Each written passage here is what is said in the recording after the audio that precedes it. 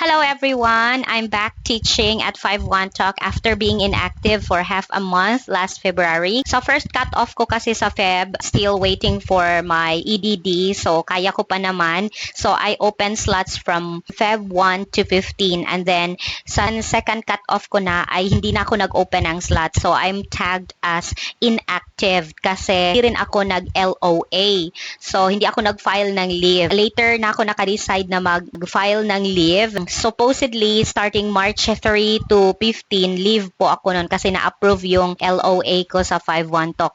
Pero, yung sa contact logs ko palaging nagsisend na inactive ako. Ayoko naman na naging deactivated yung account ko. Pero actually, teachers, kung straight 2 months kayo na hindi nag-open ng slots, that's the time na madi-deactivate talaga yung account ninyo. Still, I don't want to be inactive kasi may hinihintay rin akong mga incentives. So, yun, nag-open na lang ako ng slots kahit 30 peak slots lang. Tag dalawa-dalawa, tag tatlo-tatlo lang na mga slots yung ino-open ko kada gabi para maging active lang yung account ko. So, regarding sa referrals pala, teachers, I am only entertaining new applicants. So, marami yung nagtatanong kasi we want to go back to 5-1 Talk. Hindi ko talaga ina-assist yung mga returning teachers kasi mahirap yung paraan ng hiring ng mga returning teachers. Ang process kasi ngayon sa returning teacher, they will still be checking if you are reliable. Karapat-dapat pa ba kayong ipabalik sa 5-1 Talk? Kasi kung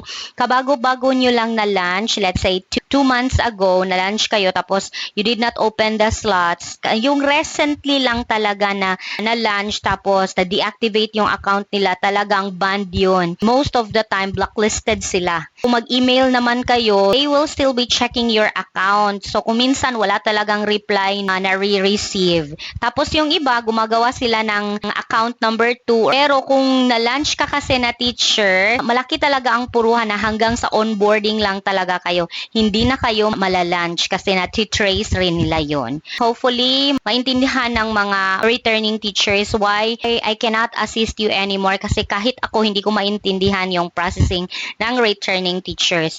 For those who want to be referred by me, mayroon pala nagtanong teacher na kung under referral yung isang applicant, pahihirapan daw. Naku, hindi yun totoo.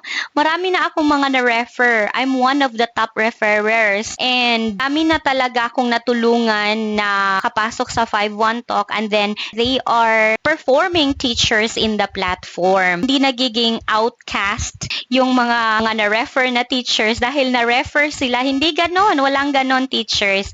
So, wag kayong mag-alala. If you will be under my referral, mayroong human interviewer na a-assist sa inyo and then magpa-follow up sa every step of your application process. So, depende na yon sa inyo if you want to be under my referral. So, you have to use my referral link, then fill up the form, and then message me and I will assist you.